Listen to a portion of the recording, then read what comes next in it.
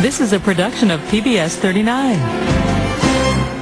If you're a gardener or just a harvester of fascinating did you know type facts, you'll want to check out Grover Silcox's visit with Mike McGrath, the guru of organic gardening, the host of NPR's You Bet Your Garden, and a resident of the Lehigh Valley.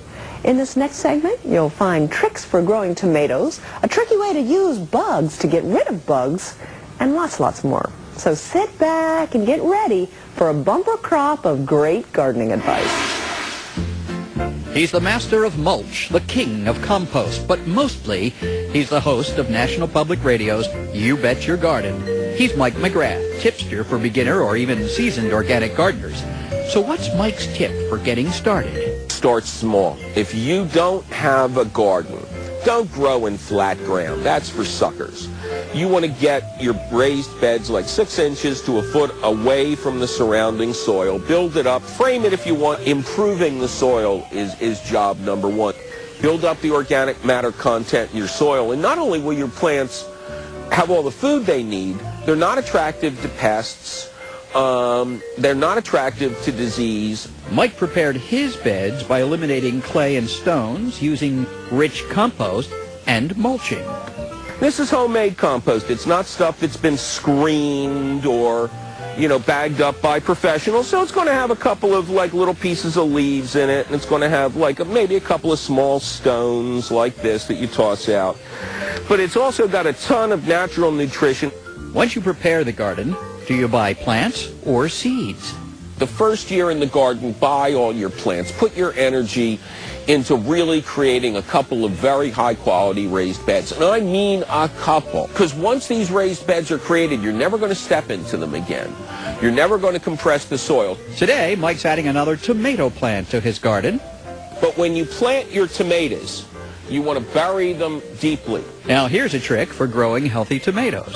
When they have adequate calcium at the root level, they can manipulate their water needs brilliantly. It's like you put the crushed shells of a dozen eggs in each planting hole, and you'll never see blossom end drop. Okay, the tomatoes neatly planted. Now what? You want to mulch with compost. Now, this is going to keep weeds down just as well as shredded leaves, but the living compost is going to make the surface of the soil almost impossible for disease organisms to take hold. Now that you've planted your tomatoes with care, it's time to give them structure. And a lot of people it's a disaster because they just put it in the ground and they don't realize the tomatoes are vine. Mike finds caging works best to keep his tomato plant posture perfect. For a tomato plant, that is. It may be standing straight up now, but sooner or later it's going to revert to its natural heritage and start sprawling all over. You've made your tomato plant's bed, but it can still attract strange bedfellows, the kind that like to eat tomatoes. A flowering tickweed offers a solution. Every one of those little splotches of yellow color is an individual flower. So tiny we can barely make out the distinctions between them, but perfect for a wasp that is so small it's the size of the period at the end of a sentence in a newspaper to come in and get a little sugar rush, then come over here and lay its eggs inside the tomato hornworm that is trying to eat my tomato plant. Here's another good natural pest control technique. You'll notice the bird bath is in the very center of the garden. That's free pest control. So when they come in for the water, they're prowling my plants for caterpillars and leafhoppers and aphids. While pests are discouraged from entering the garden, certain reporters are welcomed in to try something new, such as garlic scapes. That is one of the most rewarding and easiest things to grow.